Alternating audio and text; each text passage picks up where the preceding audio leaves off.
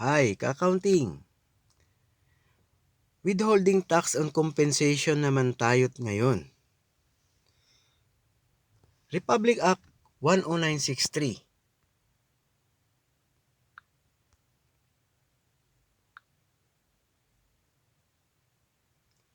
Ito yung batas na nilagdaan ni Pangulong Duterte last December 19, 2017. Ito nga yung part ng Package 1 of the Comprehensive Tax Reform Program.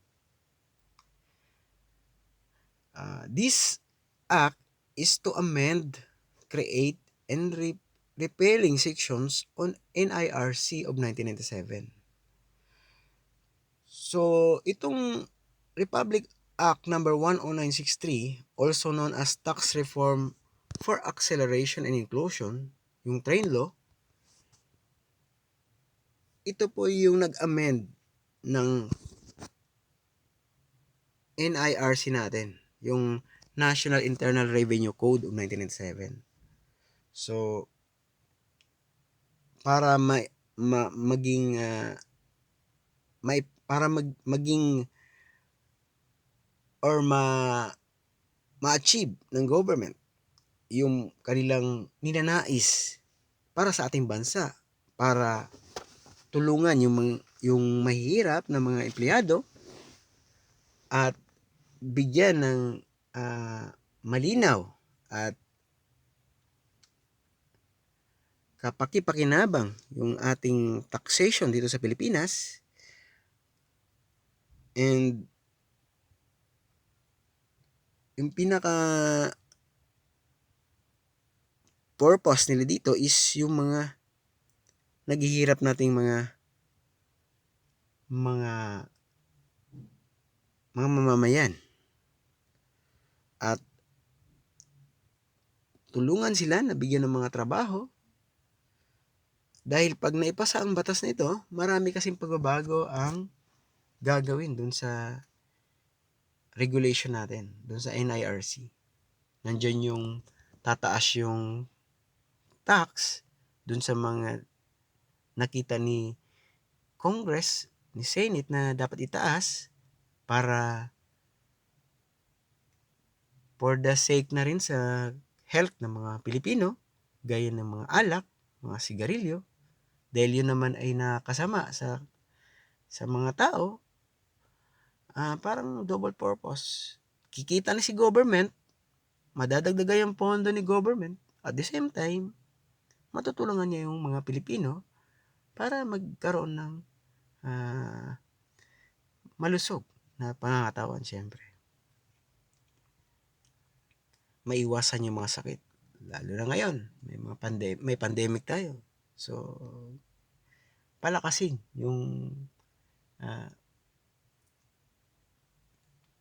taxation natin sa Pilipinas. So, aside na ilinawin or gawing kapaki-pakinabang yung existing na batas natin at magdagdag pa ng ibang batas or maglagay pa ng mga sections doon sa NIRC natin, sa National Internal Revenue Code of 1997. Kasi pag nakikita mo ngayon yung NIRC of 1997, meron nang may nakalagay na dong National Internal Revenue Code of 1997 amended by Republic Act number 10963. So, na-reflect na yung mga changes doon. May inamend si government, may dinagdag, may binawas, ganun. And papansin nyo, package 1 ito, yung sa Republic Act number 10963, also known as train law, dahil may mga kasunod pa ito. Siyempre, kasunod ng 1 is 2. Yung 2, yun yung corporate side naman yun. Yun yung currently 30% na income tax or corporate income tax na 30% ay gagawin naman 25% yun para sa package 2 na yan. Pero wag na natin pag-usapan yun dahil ang topic natin is withholding tax. So, bakit siya connected dito sa withholding tax on compensation, yung train law na yan? Siyempre, Dahil sa pagbabago, pag-amend, nabago yung mga tax rates natin. Sino affected nun? Siyempre yung mga employees. So, pabor ba yun o hindi? Siyempre, pabor yun sa empleyado dahil ibinaba yung yung tax rates. So, actually, merong years na tinatarget si government na mararamdaman talaga ni employee yung pagbabago na yun. Siguro ngayon medyo hindi pa masyado, pero sa susunod na mga taon, mararamdaman din siguro. So, kung itong nakikita nyo sa slide na to, yung new tax schedule, ito na yung gawa ng amendment ng train law. So, itong una, effective January 1, 2018, ito na yung existing natin ngayon. Sa kasalukuyan, ito na yun. So, kung mapapasin nyo, ito'y annually. So, i-apply lang tong schedule na to, yung tax schedule na ito, dun sa during the annualization of our employer. Disclaimer lang pala, no? I'm not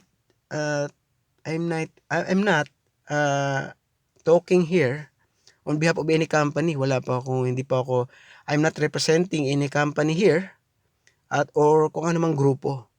Ako lang po yung nag-share base sa mga ruling ni government, sa mga deductions natin, sa mga tax rates natin, yung sinusunod nating withholding tax table to compute the tax. So, mag-share lang tayo. Hindi tayo connected or nagre-represent sa isang company or sa isang group. Tuloy natin. So, pag itong table na to, yung una, ito yung gagamitin natin annually. Annualization ng nun. Doon mo malalaman ni employee kung may tax refund siya or tax payable pa siya. So, ano bang kaibahan nun? Yung tax refund, di ba meron tayong payslip. Sumasahod tayo every 15 and every 30. So, sa Pilipinas, common yan, no? Semi-monthly yung sweldo. Sa 15, makikita natin sa payslip, may bawas tayo na tax. Sa 30, ganun din. So, lahat ng tax na binawas sa iyo for the whole year, ay mag-accumulate yon. Pwede mong computein yon or gamit yung payslip mo. So, ang total nun, pinaka-total nun, ibabangga mo dito sa, gagamitin mo naman tong table na to.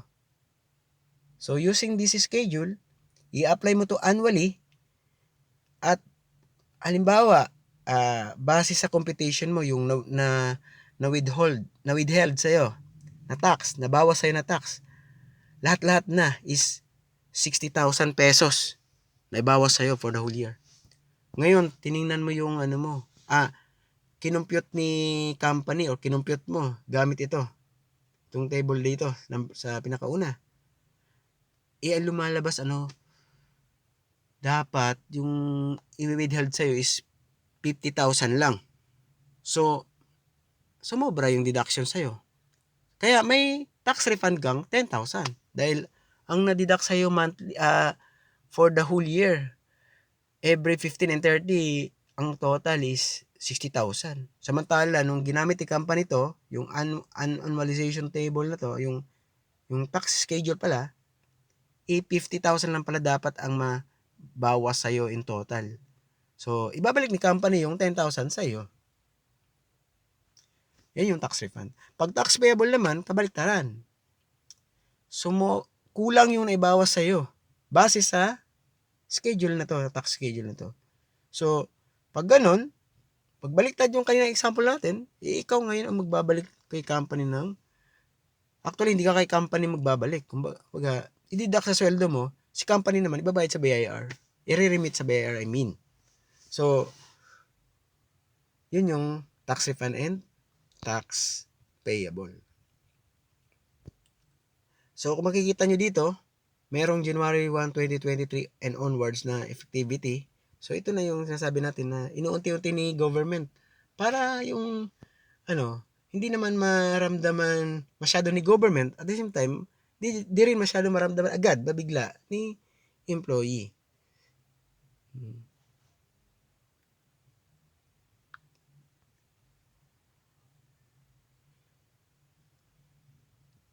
Old and new tax schedule annual. Annually din to. So, pinapakita ko lang dito na previously, prior to 2018, ito yung gamit natin na tax schedule. Ito naman yung ngayon, yung kanina, pinakita ko, January 1, 2018. So, comparison lang yan na base sa train law nung naging batas na siya, nagbago yung mga rates natin dito.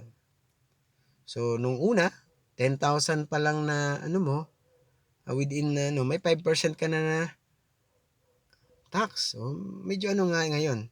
Dahil sa ngayon, wala ka pang tax for 250,000 and less, di ba? At dito naman, 125,000 yung fixed rate na tax niya for the 500,000 maximum. Dito is meron naman pagbabago, lumaki. So sabi nga nila, itong batas na gagawin is pro-poor. Hindi siya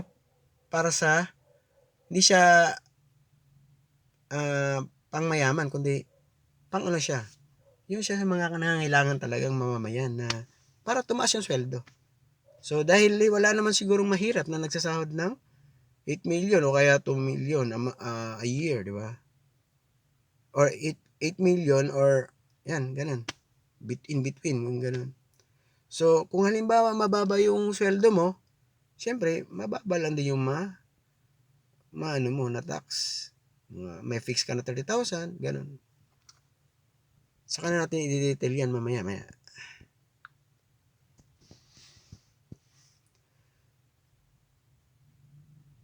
Ito naman ay SSS contribution.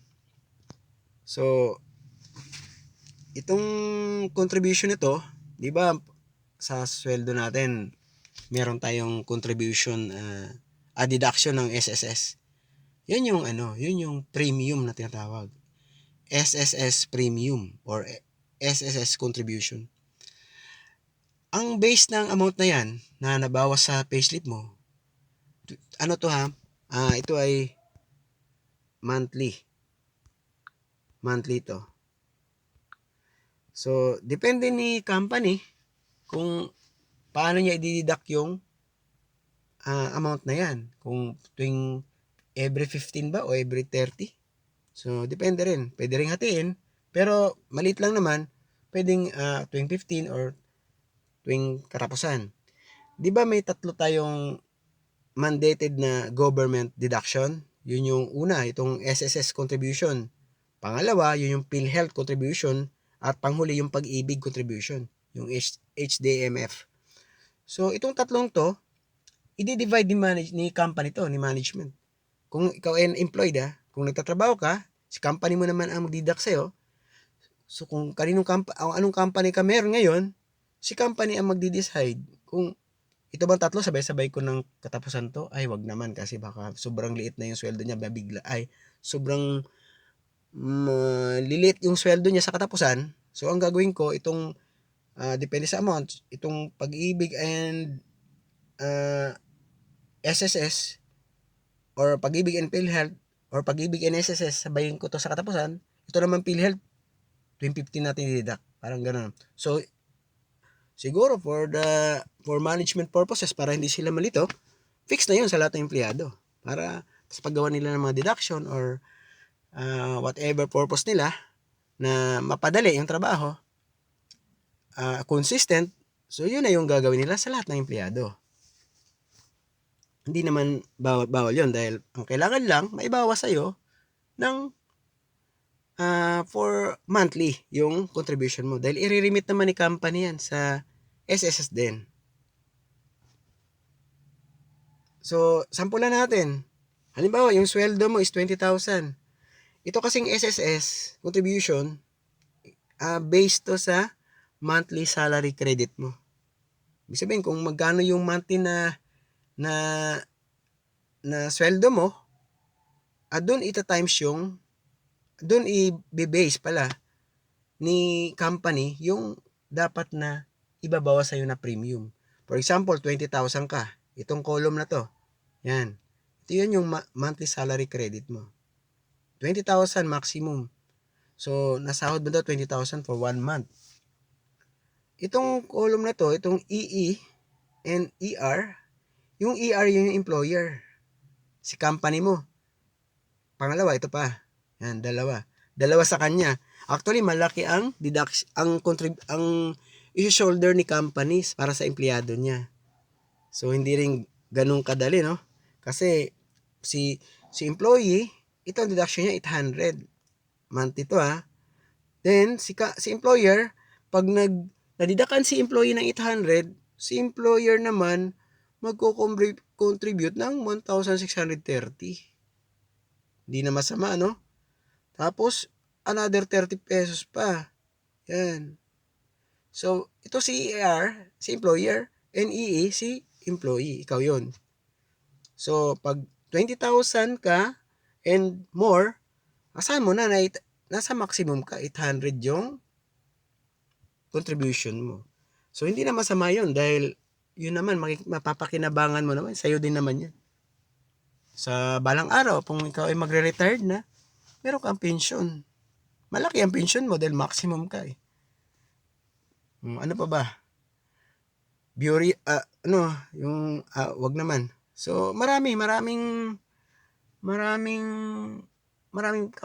pakinabang itong SSS. Aside sa mga loans na makukuha mo dito, meron pa mga benefits na makukuha. So, i-search mo lang yung kung ano yung mga benefits na pwedeng ibigay ni SSS para sa'yo.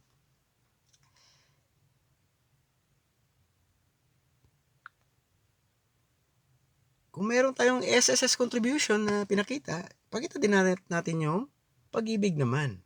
Pag-ibig fund. So, yan. Pag-ibig fund na contribution mo monthly din, di ba? Ngayong 2020, ito na yung gamit natin, yung 2% for the employer. And for employee naman, 2%. Kung kanina, sa SSS contribution, malaki yung i-contribute ni employer, at dito magkaiba. Pantay kayo. So kung halimbawa na may deduction ka na, for example lang 100 din si employer. So, ngayon, paano natin makukuha yung amount dito? Paano mo malalaman kung magkano talaga ang ibabawas sa'yo na sa pag-ibig? Pinag-uusapan natin ngayon is yung pag-ibig contribution, ha? Yung nadididak sa'yo na premium sa pag-ibig. Iba yung loan na pag-ibig, iba din yung sa mga housing loan kung meron ka. Iba yung MPL na tinatawag. Sa loans naman yun. Hiwala yun. Ito is mandatory deduction sa government, yung tatlo. Ito na, sa pangalawa na tayo, sa pag-ibig. So, for example, meron kang sweldo na, hindi pala to kasi, sa base dito, sa pag-ibig, ang maximum na binigay nila is 5,000. Yung 5,000 na yan. So, sabi, ang maximum monthly compensation used for computing employee contribution is 5,000. So, may 5,000 na tayo na base. So, itong 5,000, i-multiply mo lang to sa 2%. So, 100 yung sagot, di ba? So, kung ibabawas ka employee, 100. Dahil 5,000 yung, di ba, kanina example natin, tuloy natin example natin kanina, no? 20,000 yung salary ni employee, maximum. So, kung 20,000 siya, hindi siya magbe-base doon sa 20,000 times 2%. Dahil masyadong malaki na yun, no? So, dito tayo sa 5,000 dahil ito yung binigay ni Pag-ibig na maximum compensation na base. So, sa 5,000, ang 2% ng 5,000 is 100. So, buti na lang, hindi sa, hindi based doon sa, natin. Kasi malaki yon, no? So, kung 5,000 times 2% is 100. So, ikaw, nasa payslip mo ngayon, huwag kang magtaka na 100 yung bawas sa'yo monthly. Dahil from 5,000 times 2% yan. Ngayong 2020. Same naman si employer. Kung magbibigay ka ng 100, may bawas ka na 100 this month, si employer naman, pag nag-remit si company dun sa Pag-ibig, magdadagdag din siya ng 100 na part naman sa employer. So, di ba? Hindi na masama sa employer. Palagi siya nagbibigay sa employee. Ngayon, sa PhilHealth naman tayo. Mababasa nyo, effective siya ng December 7, 2019. Yan. So, ito na yung pangatlo natin na mandated na contribution sa government. Na tayo na din naman ang makikinabang. So, nung 2019 daw, 2.75% yung rate na ibabawas sa employee or premium niya sa PhilHealth. Ngayong 2020, 3% na. Ngayon, paano naman yung paano kukunin yung 3%, di ba? So, as part of the implementation of universal healthcare, the PhilHealth contribution rate for employed members, yung mga empleyado, tataas na from 2.75% to 3% starting January 2020. So, last January 2020, nag-umpisa ang 3% from the previous 2.75%. So, paano siya makukuha? So, dito, base sa sample ni PhilHealth, monthly basic salary. Magkano ba yung monthly basic salary kanina? 20,000. So, 20,000 times 3%. Tapos, divide natin ng 2. Bakit natin dinidivide ng 2? Kasi, yung kalahati nun, si employer ang magbabayad, at yung kalahati naman si employee. May share na naman si employer. Pasalamat kay employer, ha? Then,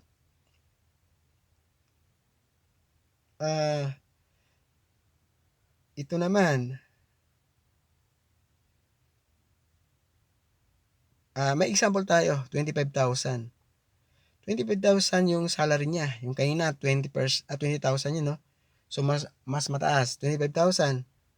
So, times natin ng 3%, 750, divided by 2, 375. So, mangyayari, may deduction si employee na 375. Si employer naman, pag nag-remit si company sa PhilHealth, magdadagdag din ng 375.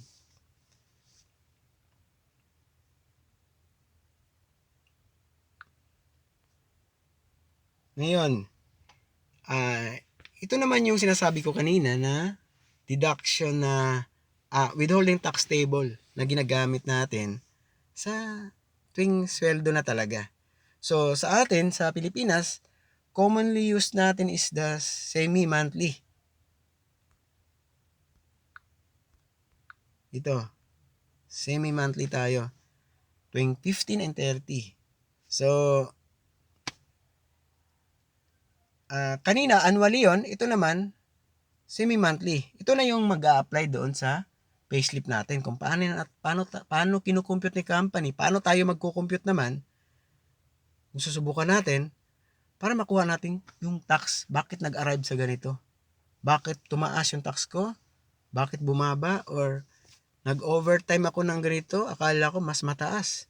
Halos kalahati. Parang mga ganong tanong. So, ang sasagot sa atin dyan is withholding tax table na. So, ito yung umpisa, effective January 1, 2018 hanggang December 31, 2022. Merong hanggang December 31, 2022. Ibig sabihin, gaya ng purpose ni government, unti-untiin niya tayo na iparamdam yung luwag sa sweldo natin. At syempre, si BIR din, si government, unti-unti rin niyang mararamdaman yung pagkawala ng income niya na galing sa mga employee. At sa mga iba pang tax. At ang purpose nga nila is to support the government project. So, huwag na natin yun, pero para yun sa mga kapakinabangan din ng mga mamamayan. ng Pilipinas. So mamaya gagamitin natin ito. Papakita ko sa iyo paano nyo gamitin ito. Basta ang application natin is sa semi-monthly tayo pupunta. So may mga column dyan. Mamaya i-ano natin yan. Meron tayong mga tinatawag na mga minimum wage earner. Sino-sino naman yun? So yun yung mga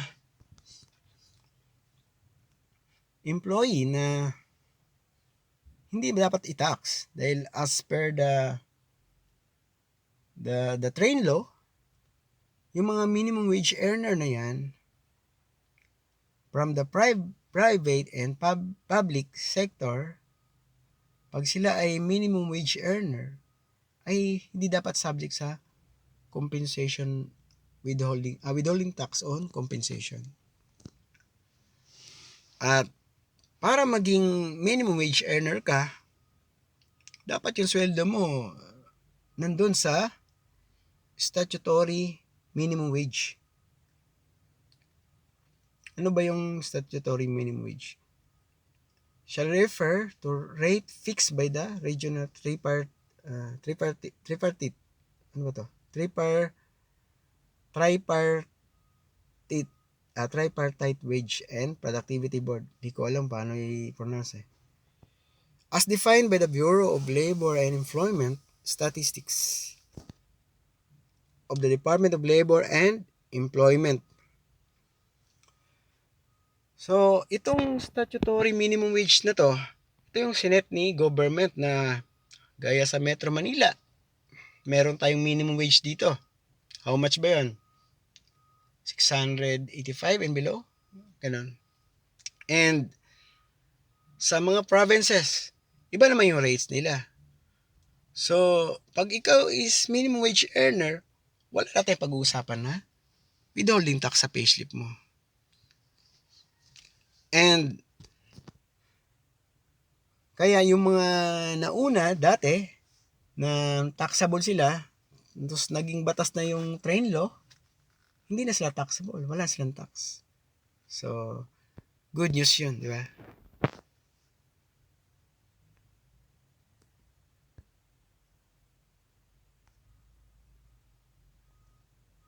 Tax due calculation, withholding tax on compensation. Ito na, umpisa na natin yung calculation ng ano.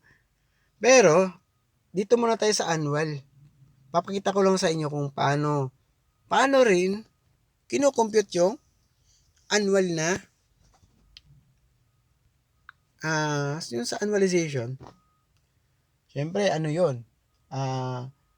Total na yun ng mga withholding tax, yung salary mo, kasi ano na yung annualization. So, pag di-determine if tax refund ka or tax payable ka. At ito naman ay hindi lang pag-determine ng tax refund yung employee niya o tax refund. Ang purpose ni company, kasi may mga reports na pinapasa si company sa government. Ito yung mga withholding tax o compensation. May mga forms to. So, para ma-comply niya yun, gagawa siya ng annualization.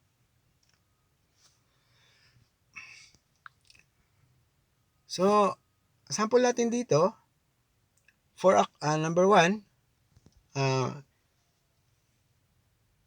for a call center agent who receives a monthly salary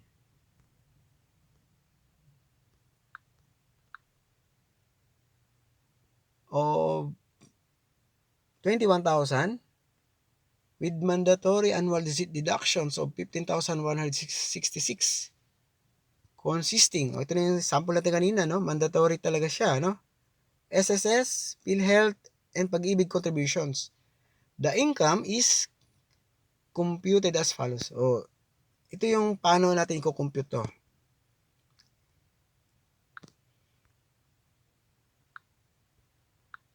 So, may call center agent tayo. Ang sweldo niya is 21,000 monthly.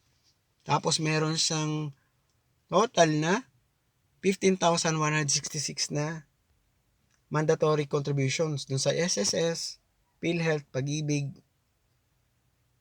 and SSS. So, ibig lang sabihin nito, itong 15,166, ito yung for the whole year niya para sa contribution niya sa tatlong ito, SS PhilHealth ng Pag-ibig. Ito yung accumulated amount, 15,166. Kailangan nating malaman kung magkano lahat ang nabawas sa kanya na mandatory contribution sa government sa SSS, Pag-ibig at PhilHealth in total for the whole year. Bakit? Kasi ito ay exempt ng tax. So, hindi siya kasama. Di ba binawas siya sa, ibabawas siya doon sa gross, income. So, ibig sabihin lang nito na pag binawas mo yun sa taxable income mo, itong nadidak sa'yo ng mga mandated government deduction na 15,166, ibig sabihin nito, papabor sa'yo to dahil mababa na yung base ng para sa tax na i-compute sa'yo. Diba? So, kung may itong annual basic salary niya na 252,000, nakuha to kasi yung monthly niya 21,000, di ba?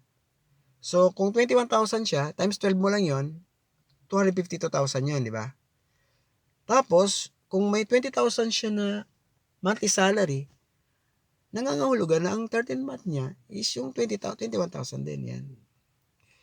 Then, yung mandated contribution niya na lahat na is, yan na yun, 15,166. Tapos, i-add natin itong dalawa, itong A and B. Kasi income ni employee yan eh. So, ang total daw is 273,000. Ngayon, ibabawas naman natin si B. Yung mga accumulated amount na government contribution. So, itong pagbawas ito, pabor to sa employee. Dahil, ibig sabihin, yung hindi na 273,000 yung subject niya dapat sa tax. Kung hindi, magbawasan pa siya ng na-deduct sa kanya. So, mas pabor sa employee yun. Bababa na yung base niya eh. So, pag binawas mo yung 273,000 minus 36,166, 238,834 naman yung sagot niyan. So, 236,834 pala. So, yung amount na yan ay pasok yan sa 250,000 na, di ba 250,000 yung yung pinaka madidetermine na within 250,000, di ka lalagpas doon, wala kang babayarang tax. So, nangangahulugan dito na dahil 236 lang yung taxable income ni call center agent, wala siyang babayarang tax. So, wala siyang deduction. Hindi siya doon sa sweldo niya, wala siyang babayarang, wala siya dapat na withheld na tax doon. Pero hindi siya hindi siya minimum wage earner kasi monthly niya 21,000 eh. Ang minimum wage earner yata natin ngayon 20,833 na monthly. So kinumpute natin siya dahil nababawasan naman siya monthly tuwing 15 and 30 sa sweldo niya dahil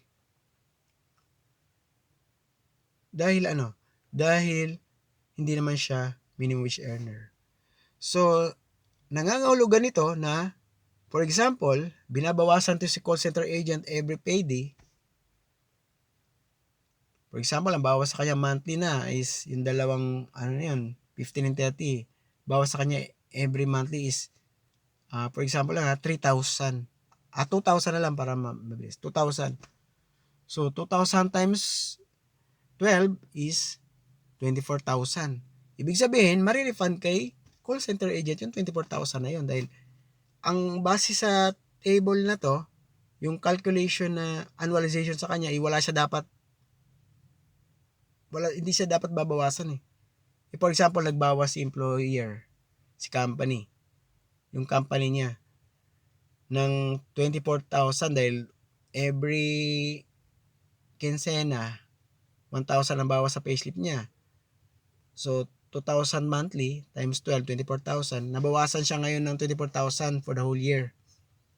Pero yung computation niya using this table is 0. Wala siya dapat So, nangangahulugan na ibabalik ni employer sa kanya yung na-deduct sa kanya na 24,000. So, tax refund siya.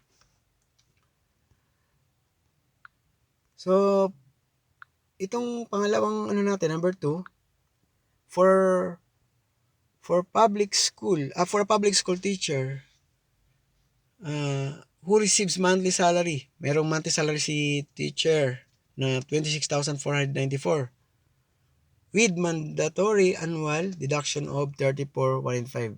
So kung government si teacher nagtatrabaho dahil public na siya, no, public school.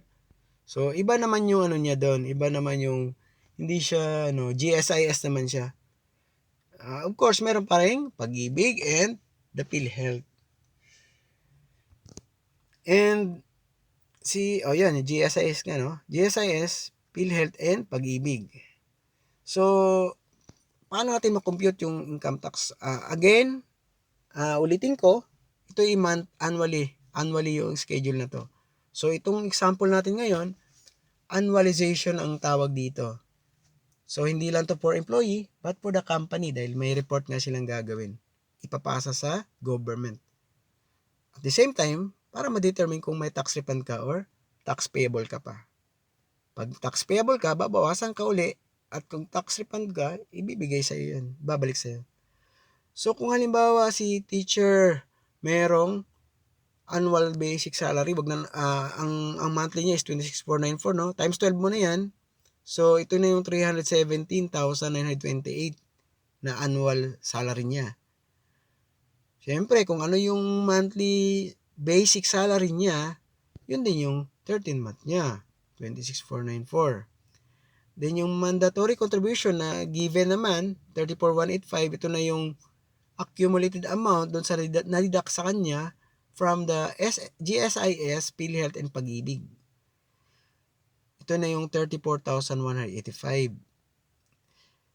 Ngayon, the same with the number 1, dagdag mo yung, pag-add mo yung annual salary in the 13 month dahil nakuha naman ni employee yan ni teacher eh. So, ang total niyan is 344,422. Ngayon, ibabawas mo yung mandatory contribution na 34,185. Yan. At itong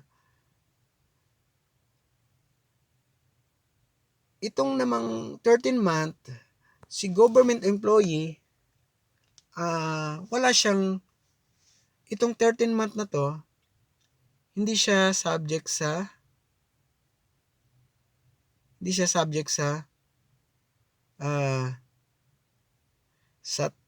sa tax. 'Di ba siya? De minimis benefits ng employee. So yung additional information, yung de minimis benefits is ang total ngayon sa base sa train law is 90,000. So lahat ng mga 13 month mo, may mga bonuses ka. Yung mga bonuses mo and 13 month, ipag-a-add mo yan. For example, si company mo galante. Nagbibigay siya ng January, nagbibigay din siya ng July. Siyempre, nagbibigay din siya ng 13-month pay. For example lang So, meron siyang, yung tatlo na yan, halimbawa, monthly mo is 26,494. O, 20,000 na lang. So, sa 20,000 ng January, hindi yun dapat mataas kasi hindi pa naman naabot sa 90,000, mataas pa 90,000 eh. So, July naman, binigyan ka ng 20,000 uli. So, 40,000 na ibigay sa'yo. Hindi pa rin. Hindi pa rin siya taxable. Sa November, binigyan ka ng 20,000 din. So, 60,000 lang. So, di siya kasama sa matatax dahil hindi naman siya sumobra doon sa 90,000 for the whole year. So, itong 90,000 natin na related doon sa mga 13 month and bonuses, ito na yung exemption niya is kung not more than 90,000 yung accumulated amount na benefits mo, ng mga 13 month bonuses mo, hindi siya maging subject sa tax. Unless na lang kung lalagpas dun sa 90,000. Kaya yung ibang company, kung may mapapasin mo, kung may kilala kang company na hinahati-hati. Halimbawa, 30,000 ang 50,000 na lang. 50,000 ang sweldo ni employee. Siguro na siya manager o kaya supervisor, no? So, si supervisor, may 50,000 siyang monthly salary, basic salary niya. Noong January, binigyan na ng 50,000. So, exempt yun. So, may 50,000 na siya na base doon sa 90,000. Kulang na lang ng 40,000. Pag lumagpas doon, taxable na siya. Ang ginagawa ng ibang company, actually, wala akong idea kung may mga ganun. Hindi, wala akong kilalang ganun, no? Pero baka may kakilala kayong ganun. Yung remaining na 40,000, dahil 90,000 lang naman, no? 90,000 yung limit doon sa de minimis na benefits sa employee na hindi siya taxable. So nabigay naibigay na ni company na walang bawas yung 50,000 last January base sa sweldo ni supervisor, may 40,000 na lang na remaining. So ang gagawin ni company, dahil sa July and November magbibigay siya, si company sa employee, gagawin niya 20,000 na lang yung ibabalanse na lang niya. Hindi niya agad biglain si employee na ito'y lahat sa'yo, taxable, hindi ganoon. So, depende pa rin ni company. So, yung 50,000 na yon sa July, for example, ang taxable nun is 30,000. At yung 20,000 naman, exempt yon. At sa darating na November, ganun din ang gagawin ni company. So, hinati-hati lang niya yung, para hindi niya, tinulungan niya si employee na hindi maramdaman ng biglaan yung tax. Pinaano muna niya. Hindi niya dilidak lahat niyang exempt. Tapos, by the end of November, i-tax niya na lahat. So, mabibigla si employee nga, no?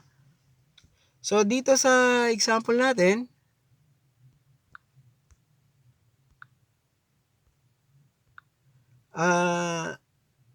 meron siyang net income, net taxable income na 283,743. Base doon sa gross niya na 344, less doon sa deduction naman niya yung 13-month and the mandatory government contribution. So kung may 283,000 ka, ito i-apply na natin to yung tax table kanina. So, ibig sabihin, itong 283,743, lumagpas to sa 250,000 base sa table na kayo na, di ba? So, kung makikita nyo dito, yung 250,000 daw is 0%. So, ibig sabihin, itong 283,000 dito ngayon na taxable income ni employee, babawasin mo yung 250,000. So, magkano na lang? Siyempre, yung 33,743 na lang. Sabi sa table, sa schedule, sa 2018, yung bago na, in excess daw ng 400, in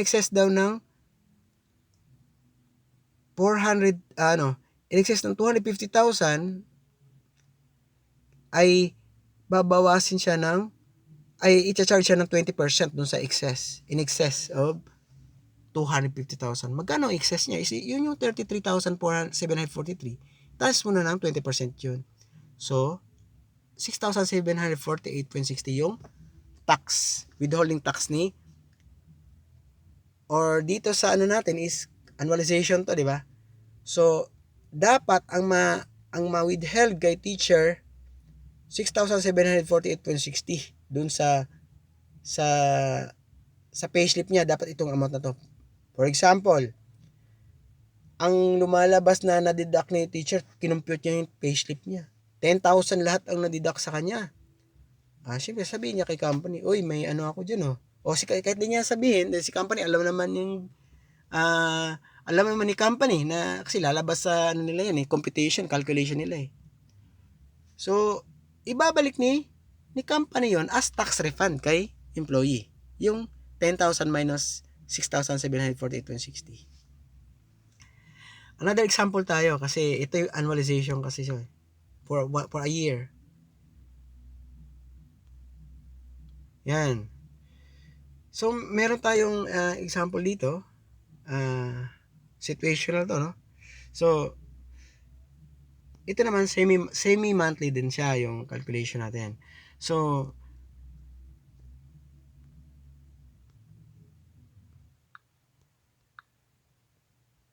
Mr. E, a regular employee of Q Corporation, an engineering company in the Philippines. He is working for more than 2 years as a cost engineer of Q Corporation's project management department. Due to COVID-19 pandemic, Mr. E never works overtime. So wala siyang overtime dahil baka may mga shuttle sila. Kailangan makaalis na siya agad, no? Otherwise, maglalakad siya. Delikado ngayon. And for the cut-off payroll dated September 30, so i-assume natin na September 30 yung yung payroll na gagawin natin. Payslip, yung pag-compute ng salary at tax. For the cut-off payroll dated September 30, 2020, Mr. E daily time records shows 51 regular hours and lives with pay equivalent to 42.50 hours. Nag-leave din siya. Siguro pandemic kaya hindi siya nakapasok.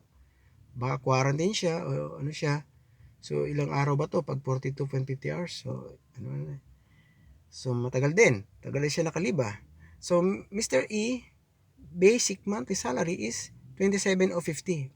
Above minimum siya, di ba? So kung 20,833 yung minimum wage natin, niya is 27,050.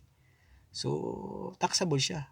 Kasama siya sa doon sa matatax sa compensation. And Q Corporation provides an early release of 13-month pay to all qualified employees. Binigay niya ng September yung 13-month pay. Maaga. Magaling. So ito si Mr. E. Si Mr. E natin is kukumputan natin ng yung tax, yung sweldo niya. At the same time, siyempre ipakita rin natin yung net pay niya for the September 2020 payroll. So sabi sa given situation, meron si Mr. E na educational loan na 800 na semi-monthly na deduction and MPL loan sa Pag-ibig 1-2. So ito hindi to contribution mandatory, no, kundi deduction sa kanya to, obligation niya to. And the government deduction is PhilHealth contribution.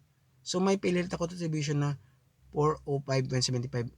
Tingnan din natin kung paano yan na-compute mamaya. So kaya siya may PhilHealth contribution lang, wala yung Pag-ibig kasi alamin natin. Baka si employer pinili niyang i-deduct si employee ng tuwing katapusan ng PhilHealth lang. Tapos yung SSSN Pag-ibig nito every 15th naman. So assume natin na isa lang ang deduction niya. Pero syempre, yung tatlo na yun kailangan mai-deduct monthly, ha. So ito na yung natin, initial payslip natin. Kung paano, hindi pa natin napakita kung paano siya na-compute, no? So si Mr. E may 27,015 na sweldo. And ang gagawin natin, kukumputin natin kung paano how much ba yung tax niya base sa information na ito dito sa kabila. So magkano ba yung tax dapat ni ito na yon. Kukumputin na natin yung tax niya. Medyo malaki-laki yata yung maging net pay niya dahil meron siyang 13 month eh. So siguro sa sa situation, i-assume natin na yung 13 month niya na matatanggap niya is pasok pa doon sa 90,000 na de minimis benefit na tax free o hindi siya kasama sa matatax, hindi siya taxable. So base dito sa revised withholding tax table natin ay dito tayo pupunta sa semi-monthly tayo pupunta. At based dito sa situation ay na sumahod pala. Ang taxable income ni employee ni Mr. E is 13,525, which is the kalahati ng 27 o 50. Tama naman. Kalahati lang siya kasi semi-monthly yung sweldo nila. So kalahati kasi may leave nga siya dito, may leave siya, pero bayad naman. So walang deduction. So wala siyang late, walang absent. So wala namang tardiness dito sa payslip. And papansin nyo, yung 13th month niya sa payslip niya is andun sa non-taxable. And may laundry allowance sila. Itong mga ganito, mga allowance na to, pasok to sa de minimis benefit niya. So, yung mga laundry allowance, mga uniform allowance, transportation allowance, pasok yan doon.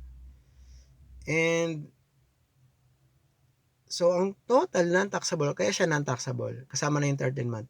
So, ang total na non-taxable niya is 28,950. So, ang ibig sabihin, ang lahat na total income is 42,575.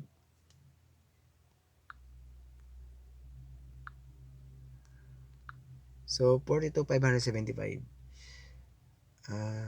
27,50 ang basic niya, which is above minimum siya. Then, taxable income niya, yung kalahati ng 27,50, which is 13,525. Then, yung 13 month, ito yung mga non-taxable. Kasi, 13 month, assume natin na pasok siya, hindi siya binigyan wala silang January na 13 month lang talaga yung binibigay sa kanila. So pasok na pasok kasi wala pa. Baga ito pa lang yung mare-record doon, aside doon sa mga allowances niya, yung mga uniform, laundry, mga transportation na de minimis din. At ngayon, ang deduction niya, ito na yung hindi siya government, kung hindi personal niya to, educational and MPL. So 801 which is 2,000.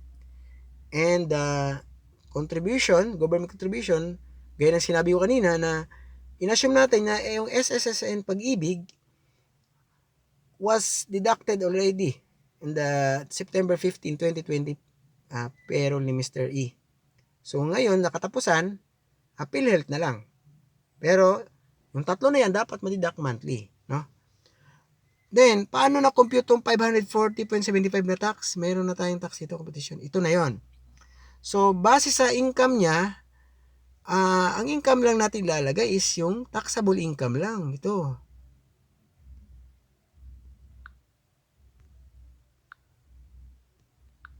Yan, taxable income lang. So, ang gagawin mo, di ba may payslip ka dyan, hawak mo. So, gayahin mo to.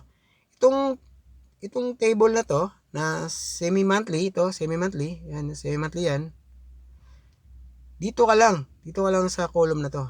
Ito. Yan. So, wag ka na pumunta sa iba dahil daily, weekly, and monthly yan eh. So, dito ka lang sa semi-monthly. So, meron kang kalahati ng sahod mo dahil hindi ka naman wala namang overtime na nabanggit dito. So, yung kalahati mo lang talaga na sa basic mo yung matatanggap mo, which is 13,525. Ito na yon, 13,525. So, nilagay mo na dyan.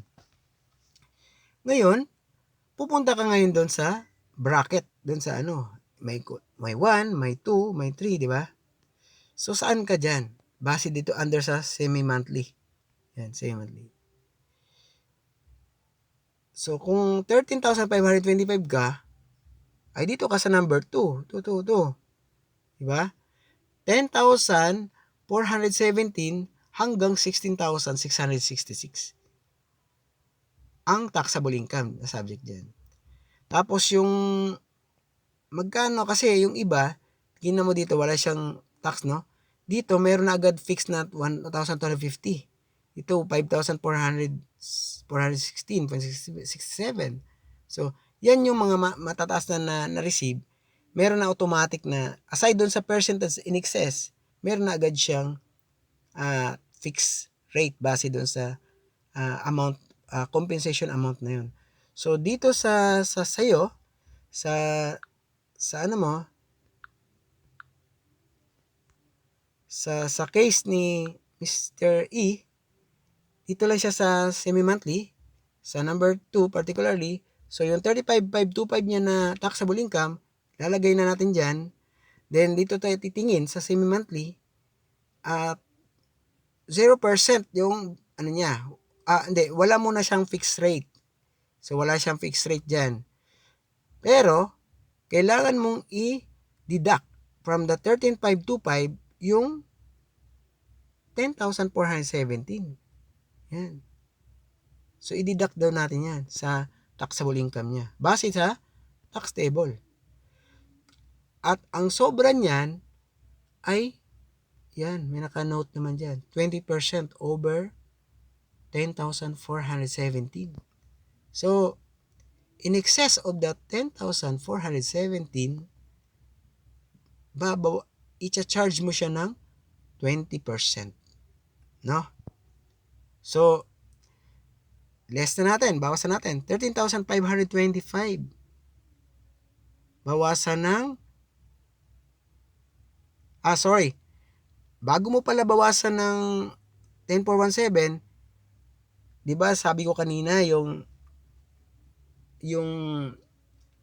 mandatory contribution mo na SSS, PhilHealth, and Pag-ibig, ay papabor sa yun dahil yung binawas sa iyo, ibabawas din yan sa taxable income mo bago siya makumputa ng tax withheld. So pabor sa iyo yan dahil yung base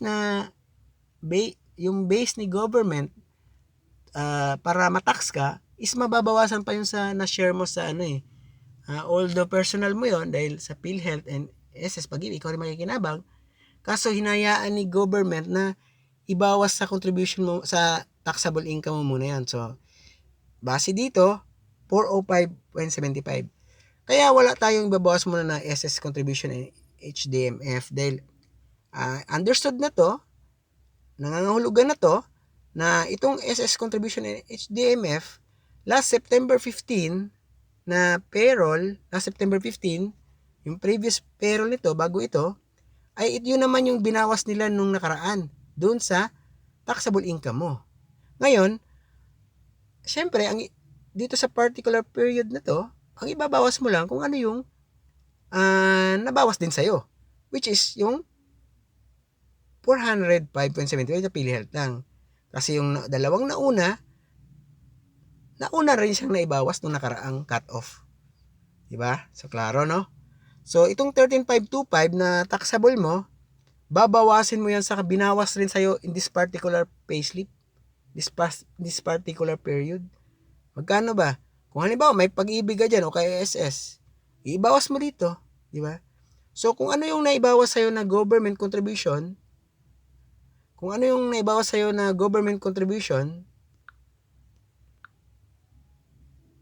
nabawasan ka ng SS, Pag-ibig, PhilHealth, sa period na yan, ibawas mo lahat yan dito sa taxable income mo. Pero ngayon, ang nabawas lang sa is PhilHealth, PhilHealth na ibabawas mo. So, 13,525 minus 405.75. So, 13,119.25. Saka mo na ibawas yung 10,417 base sa withholding tax table natin. So, pag binawas mo naman yun, meron ka na lang 2,702.25. Yun na yung maging subject to 20%. At ang 20% niyan is 540.45. Yan. So, another example. Mr. X, a regular employee of Zay Corporation. Yan. An engineering company in the Philippines. Puro engineering to. And he is working for more than 3 years as a designer of Zay Corporation's piping department. Due to various projects, Mr. X involved, he was convinced by his superior to work extra hours more often. Pinapa-overtime siya. No? So, for the cut-off payroll dated October 15, o kung kanina September 30, ngayon October 15 naman tayo. Yun yung situational natin. Mr. X daily time record shows, ito yung DTR daw niya. Meron siyang 76.50, 40.50, ganun.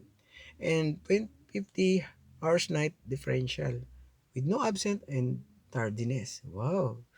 Talagang motivated si Mr. X pumasok, no? So his monthly basic income is 43,150. Sobra-sobra sa minimum. So subject na siya sa withholding tax. Ngayon,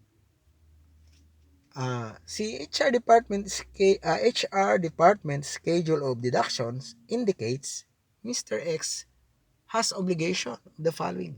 So ito na, educational. Personal naman niya to. Semi-monthly naman ni-deduct din to mga to. Sa payslip niya. So may advances din si Mr. X, may educational siya, may salary loan din siya sa SSS. So ito na yung mga amount na dapat ibawas sa kanya. At may government deduction tayo. O yun, kaya sinabi ko kanina, kaya wala kanina yung PhilHealth, Pag-ibig and PhilHealth kasi na-deduct siya ng 15. O ngayon, may example tayo na 15. O ito na yun. So, meron tayong 800 and 100. Kanina pala, hindi natin napakita kung paano na-compute. Ipapakita natin paano na-compute 800.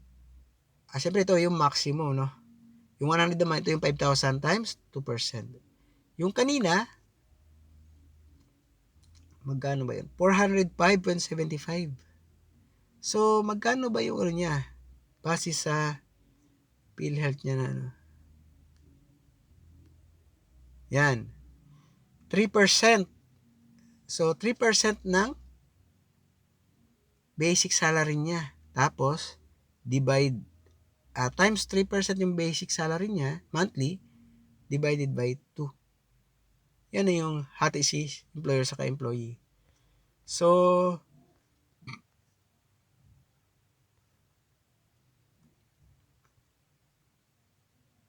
dito, sa sample natin, example natin kanina, yung 405.75, nakuha yan, magkano ba monthly niya? 27,050. So, 27,050 times mo ng 3%, dahil 2020 naman to, divided by 2. Yun yung 405.75. So, ngayon, dito sa pangalawang situation natin, example, so, itong SDMF niya, base sa naman sa schedule ng Pag-ibig is, siya, di ba? 5,000 yung base niya. So, times 2%, yan yung 100. Si employer at si employee, maghahati sa, magtitig 100 pala sila. At ito namang SS contribution, bali sa example natin kanina, ito yung maximum. Na meron mas malaki pa kay employer dyan, yung share niya.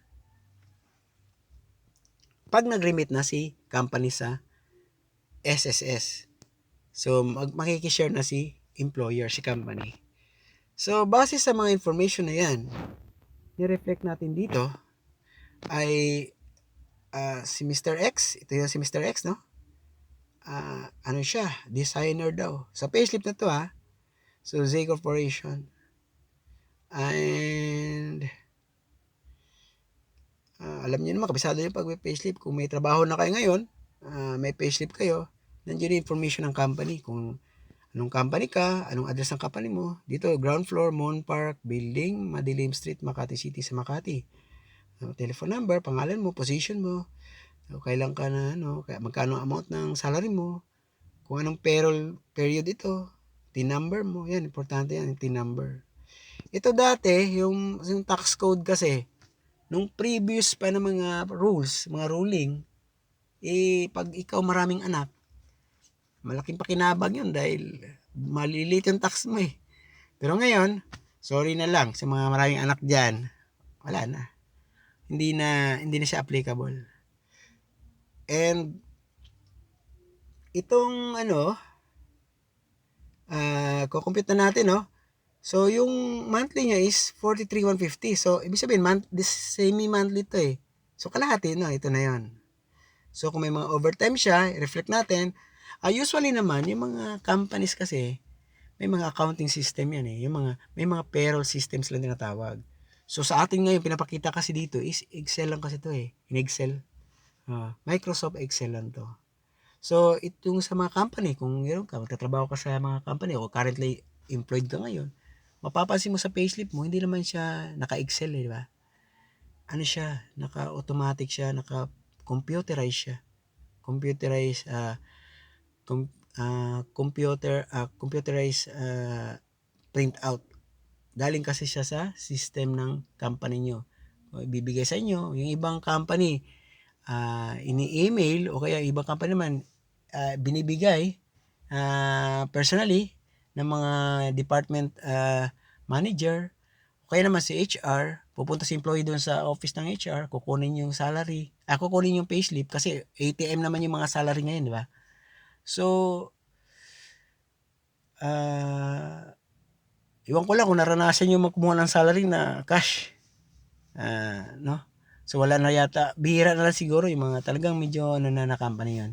So, yung mga average na company lang, tapos yung malalaking company, siyempre ATM na yung gamit nila.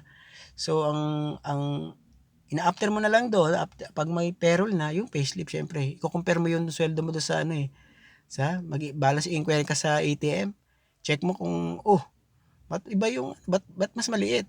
Di magtataka na, di ba? Check mo na ngayon yung payslip mo. Ba't maliit yung pumasok yung pera doon sa pumasok sa bangko?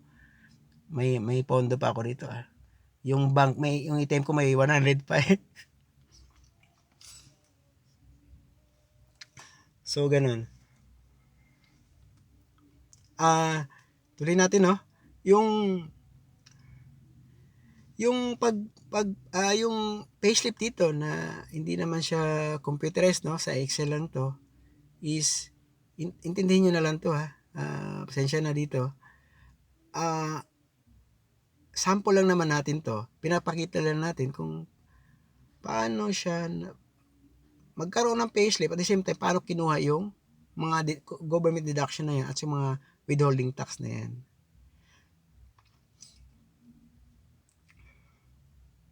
Then, dito na tayo sa mga night differential na yan. Meron siya dito night differential. Base naman dito sa sa given natin sa situation, meron naman. So, wag na natin isipin mo na yan dahil naka-computerized naman yan kung sakasakali. Kung halimbawa, meron kang existing na company, so computerized naman yung nyo. Hindi siya manual. So, yun na yun, naging taxable income mo, no? 34,382.04.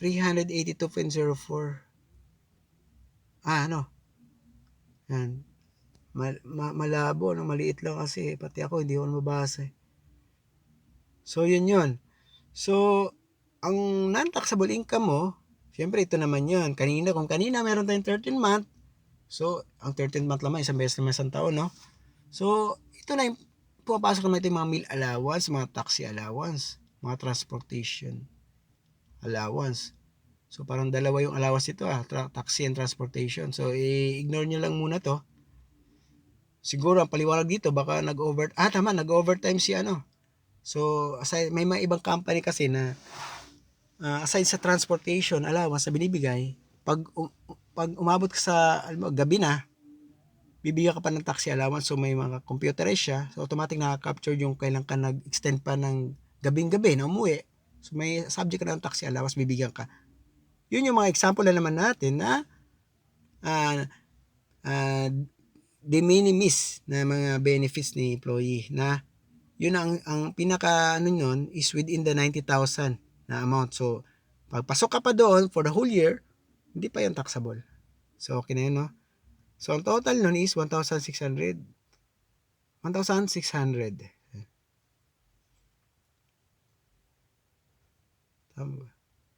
So, total income mo, ipa-plus mo yung dalawa,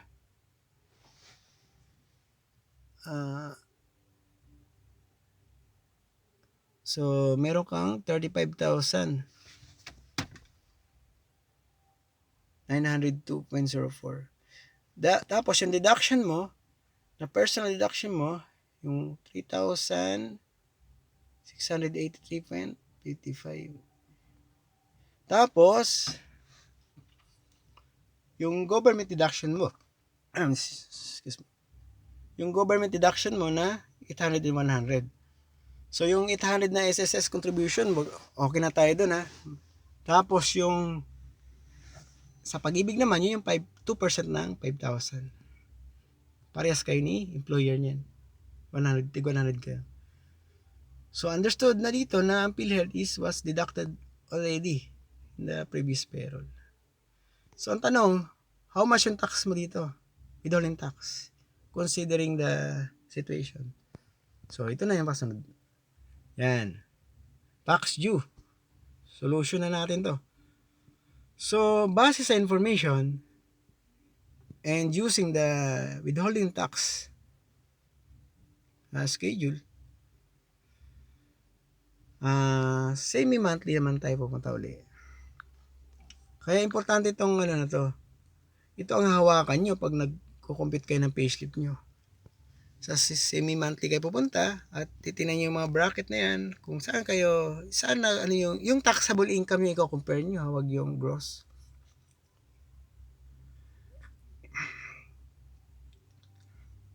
Tapos, ito na yun, 34,302. Yun yung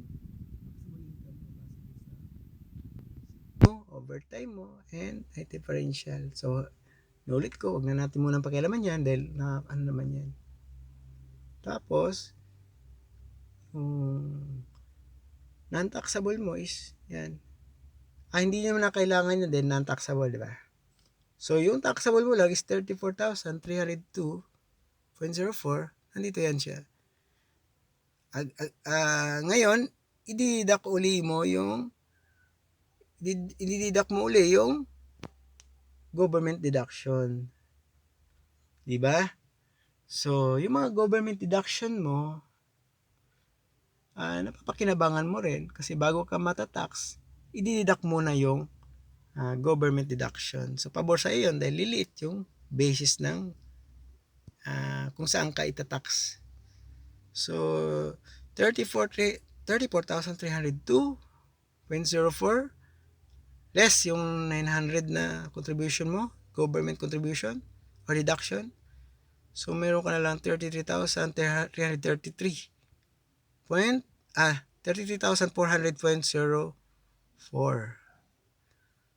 33,402.04. Tapos, saan to sa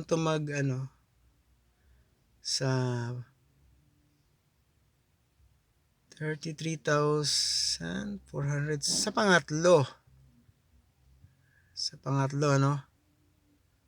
so dito sa pangatlo siya, dito siya sa pangatlo, yung 33 na yan 34 na yan, so ito yun, dito pala pangapat, yan. Itong 33,000 sa baba, ayan, makikita mo naman na 5,416.67 daw yung fixed rate niya base doon sa 33,402.04 mo na taxable income. Bawas na doon yung contribution, government deduction na SS and PhilHealth. Pag-ibig. Tapos, pag nabawas mo na yun, pupunta ka na dito sa table na schedule na withholding tax. Mamimili ka na ngayon kung saan mo na pupunta kasi tuwing kensena ang sahod mo, 15 and 30. Ngayon, nandito yung 33,402.04 dito nag siya nandito. So, kukunin mo na yung, kanina kasi yung sample natin, wala yung fixed rate. Ngayon, meron siyang fixed rate. Ilalagay mo na yung 5,416.67 na yan. Tsaka mo ibawas yung kaninang 33,402.04 dun sa 33,333. Dito pa rin sa column 4. Yan. At ang ano din yan, ang excess nan, in excess of the 33,333, oo, ay 30% doon sa i-charge sa in excess ng 33,333. So, dito, sa sample natin, 69.04 yun, in excess ng 33,333. Times ng 30%, yun na yun. So, ibig sabihin, i-add mo yung dalawa, yun na yung total natin. 5,417,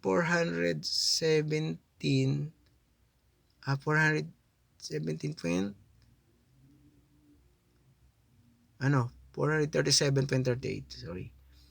So, 5,437.38.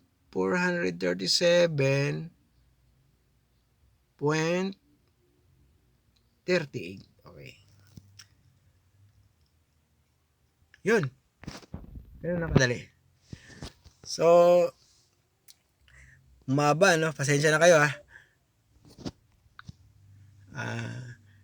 hanggang dito na lamang. Salamat.